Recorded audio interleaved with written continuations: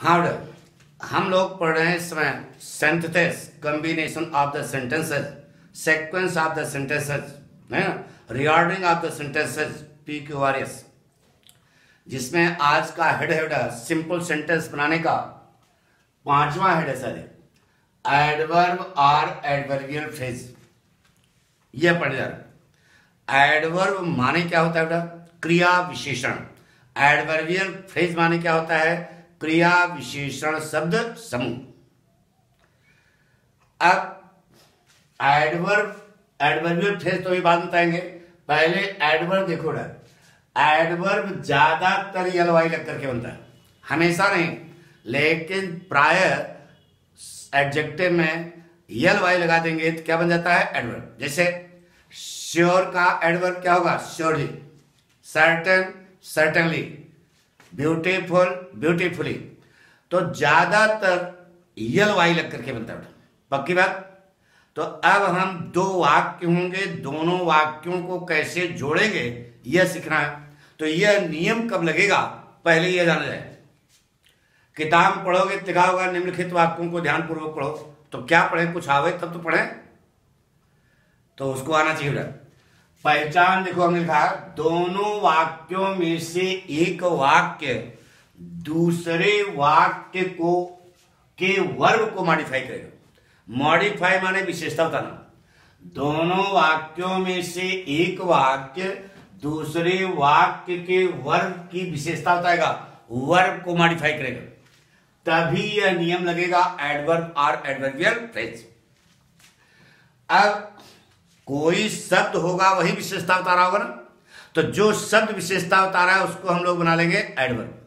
और एडवर्ब ज्यादातर कैसे बनता है आपको मालूम है? यल लगा लिया, एडवर्ब बन गया, तो वह एडवर्ब जो बना उसको कहां फिट करोगे यही सीखना है। तो वही तो रीऑर्डरिंग है। तो यदि एडवर्ब पूरे वाक्य को मॉडिफाई करता है, यदि एडवर्ब पूरे वाक्य की विशेषता बताता है, तो प्रायः वाक्य के शुरू में रखा जाता है। लेकिन दूसरा पॉइंट, अगर वही एडवर्ब किसी इंट्रांसिटिव वर्ब को मॉडिफाई करता है, आकर्मक क्रिया को मॉडिफाई करता है, इंट्रांसिटिव वर्ब को मॉडिफाई करता है, तो उस इंट्रांसिटिव वर्ब के ठीक बाद रखा जाता है, ठीक है। लेकिन यही यदि एडवर्ब किसी ट्रांजिटिव वर्ब को मॉडिफाई करता है, किसको बेटा? तो ट्रांजिटिव वर्ब माने सकर्मक क्रिया, तो उस ट्रांजिटिव वर्ब के ऑब्जेक्ट के बाद रखा जाता है। तो सबसे पहले पहला पॉइंट पढ़ते हैं बेटा, यदि एडवर्ब पूरे वाक्य को मॉडिफाई करता है तो प्रायः वाक्य के शुरू में रखा जाता है। देखिए बेटा, जैसे कहा बेटा, शी विल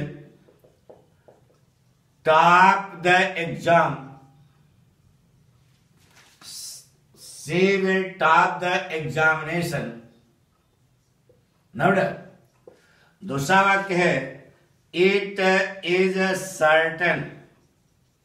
यह दो वाक्य बेटा, इन दोनों वाक्यों में एक वाक्य दूसरे वाक्य के वर्ब को मॉडिफाई करेगा बेटा।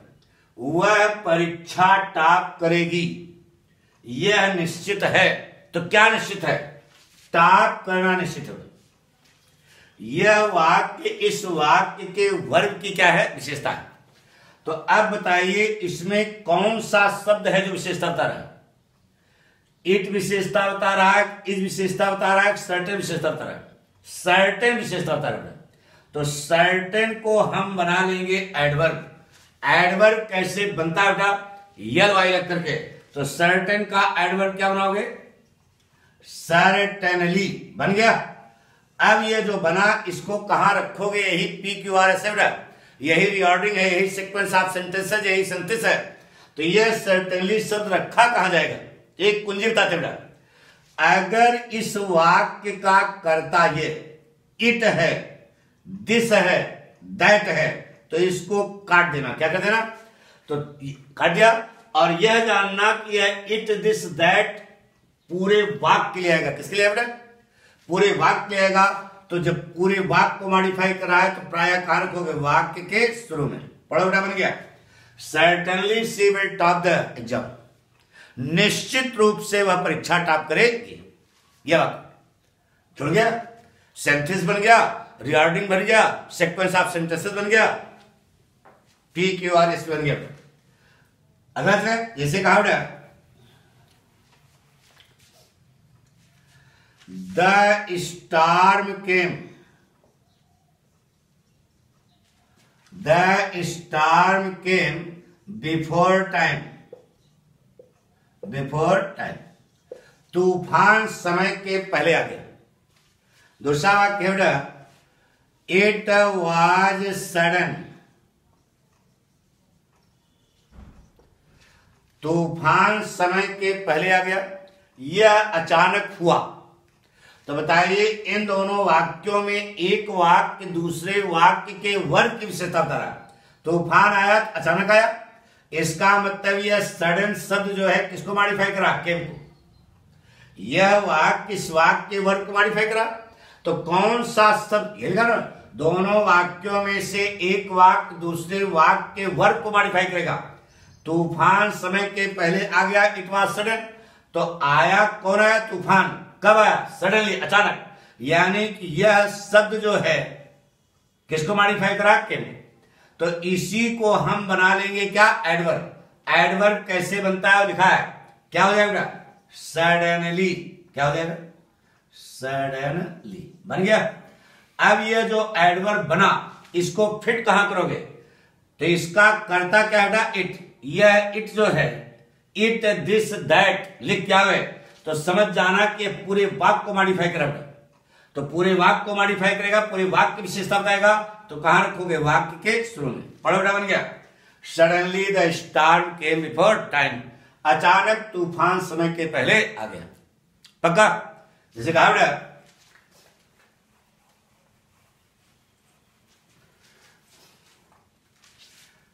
My father will beat me today, my father will beat me today, this is sure, यह निश्चित है। मेरे पिताजी आज मुझको पीटेंगे, यह निश्चित है। तो बताइए क्या चीज निश्चित, पीटना निश्चित है। यानी कि यह वाक्य इस वाक्य के वर्ग की विशेषता बता रहा है, नहीं। तो कौन सा शब्द विशेषता बता रहा है, दिस की, इज की, श्योर। तो श्योर विशेषता बता रहा है ना बेटा। तो श्योर को हम बना लेंगे क्या, एडवर्ब। बताओ क्या बनेगा, श्योरली। बना लिया। अब इसको फिट कहां करोगे, बताया कर्ता अगर इट है, दिस है, दैट है, तो समझ जाना कि यह इट दिस दैट पूरे वाक्य लिया है, तो वाक्य के शुरू में रखा जाएगा। पढ़ो बेटा, बन गया surely my father will beat me today, निश्चित रूप से मेरे पिताजी आज मुझको पीटेंगे। पक्का, बना लोगे। पहला पॉइंट क्लियर हो गया।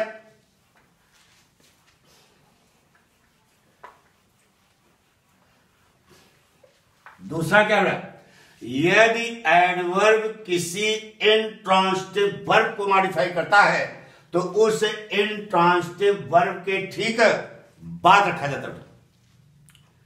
समझ गए, इंट्रांसिटिव। जैसे कहा बेटा सी सो गई, सी स्लेप्ट अंडर द ट्री, वह पेड़ के नीचे क्या हो गई, सो गई। दूसरा वाक्य है हर स्लीप वाज साउंड,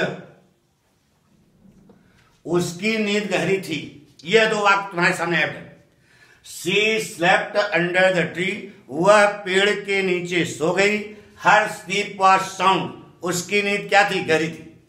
इन दोनों वाक्यों में यह वाक्य इस वाक्य के वर्ग की विशेषता है। वह पेड़ के नीचे सो गई, तो निद्रा उसकी कैसी थी, गहरी थी। तो यह गहरी शब्द बता रहा है किसकी विशेषता, स्लीप की। तो बताइए कौन सा शब्द विशेषता बता रहा है, साउंड। साउंड को हम बना लिए एडवर्ब। बोलो क्या बनेगा, साउंडली। बन गया। अब ये जो बना इसका कर्ता क्या होता, हर स्लीप है, तो यह स्लीप मेन वाक्य में होगा, है कि नहीं। देखो अरे स्लीप का है पास्ट फॉर्म है, स्लेप्ट, तो वर्ब है, वर्ब के रूप में इस्तेमाल हुआ। तो बताइए यह ट्रांसिटिव वर्ब है कि इनट्रांसिटिव वर्ब, इंट्रांसिटिव वर्ब बेटा अकर्मक क्रिया है। कैसे पता करोगे? क्रिया में क्या और किसको लगाओ, अगर जवाब नहीं मिलता है तो वह इंट्रांसिटिव वर्ब होती है। वह पेड़ के नीचे सो गई, वह क्या सो गई? कोई जवाब है? वह किसको सो गई? कोई जवाब है? तो कौन सी वर्ब हो गई? इंट्रांसिटिव वर्ब हो गई। और इंट्रांसिटिव वर्ब के तुरंत बाद यह साउंडी शब्द कहां फिट करोगे? इस इंट्रांसिटिव वर्ब के तुरंत बाद। प्रोग्राम बन गया। She slept soundly under the tree.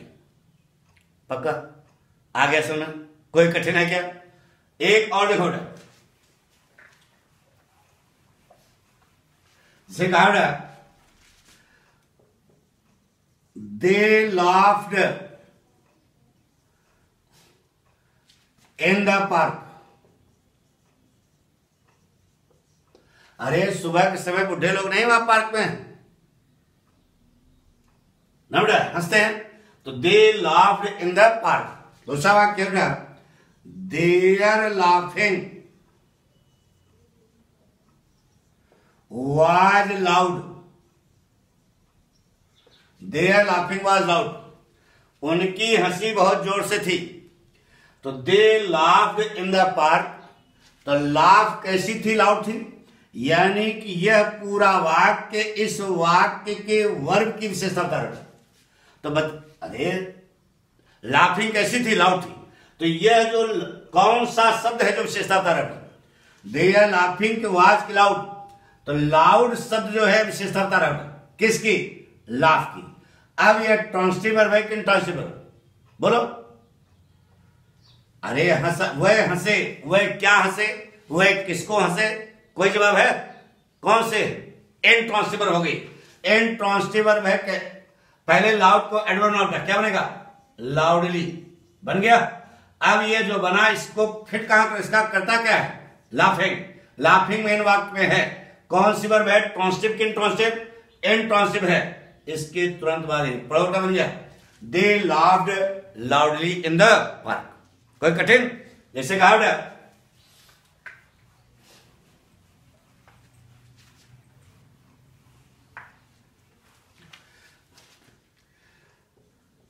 he walked in the streets of my village. He walked in the streets of my village. दूसरा वाक्य बेटा his walking was aimless. ये दो वाक्य बेटा।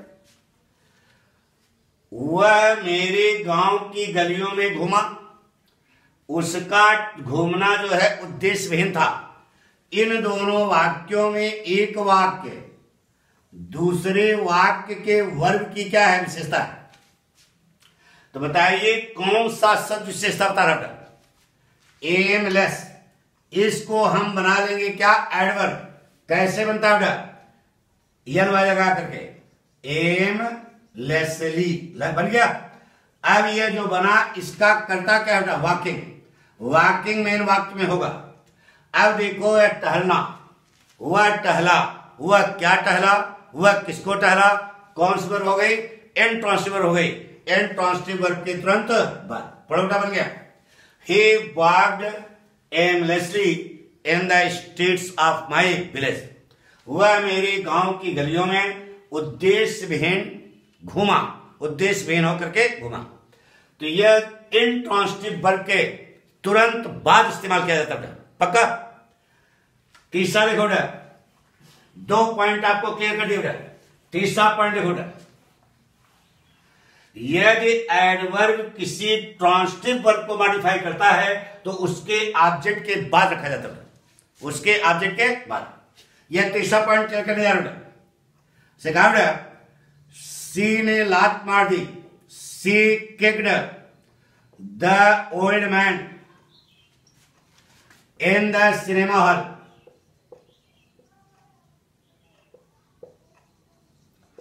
उसने सिनेमा हॉल में बुढ़ऊ चौकस लात मार दी। दूसरा वाक्य है हर किक वाज इंटेंशनल, उसकी लात जानबूझ करके थी। उसने सिनेमा हॉल में बुढ़ऊ को क्या मार दी? लात मार दी। और उसकी लात भूल से नहीं लगी थी, जानबूझ करके लगी थी। इसका मतलब यह हुआ कि यह जो बुढ़ऊ हरामी पीस थे, अरे यार बुढ़े हो तो जाओ चित्रकूट हरिद्वार राम राम करो, यहां सिनेमा हॉल में क्या नौटंकी कर रहे हो? इसका मतलब बुढ़ऊ रहे होंगे हरामी पीस, नहीं?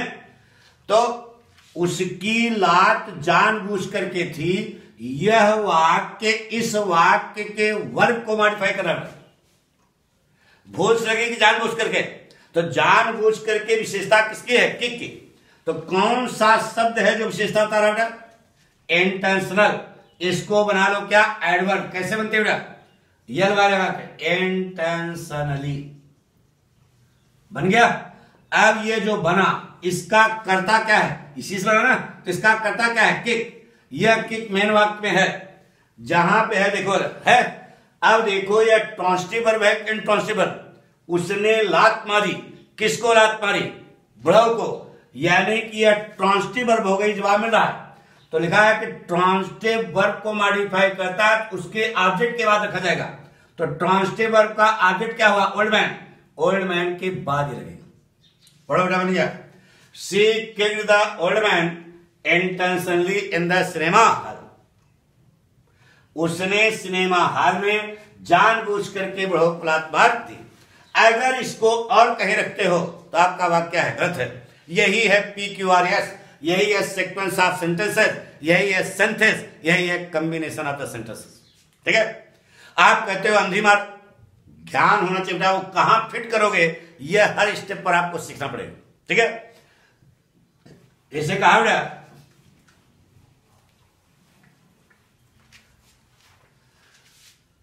Ravi wrote an essay in the exam. Ravi wrote an essay in the exam. Examination लिख लो, नहीं कहोगे शॉर्ट कट लिख रहे हैं। Ravi wrote an essay in the exam. दूसरा वाक्य है his writing was fair. उसकी राइटिंग साफ थी। इन दोनों वाक्यों में एक वाक्य दूसरे वाक्य के वर्ग की विशेषता उठा।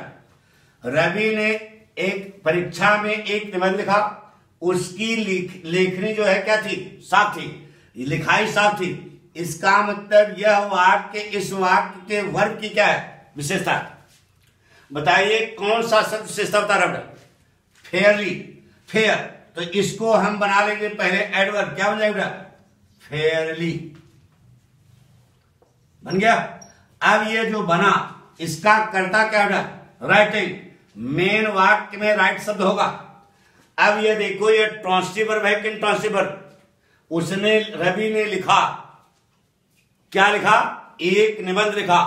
तो यह कौन सी वर्ब हो गई? ट्रांसिटिव वर्ब हो गई। ट्रांसिटिव वर्ब के ऑब्जेक्ट के बाद इस्तेमाल होगा, नहीं तो वह गलत होगा। अगर ये फेयरली शब्द और कहीं लगाओगे तो आपका वाक्य 100% क्या होगा? गलत होगा। तो Ravi wrote an essay fairly in the exam. आ गया होगा समझ? पक्का? जैसे कहा the hunter killed a deer in the forest. The hunter killed a deer in the forest. दूसरा वाक्य है his killing was merciless. यह वाक्य है The hunter killed a deer in the forest. His killing was merciless. इन दोनों वाक्यों में एक वाक्य दूसरे वाक्य के वर्ग की क्या है? हिरण को मार डाला। एक शिकारी ने जंगल में हिरण को मार डाला।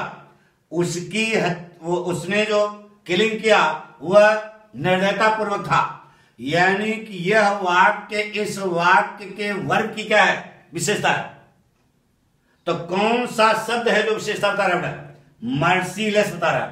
मर्सीलेस को आप बना ले एडवर्ब, क्या हो जाएगा?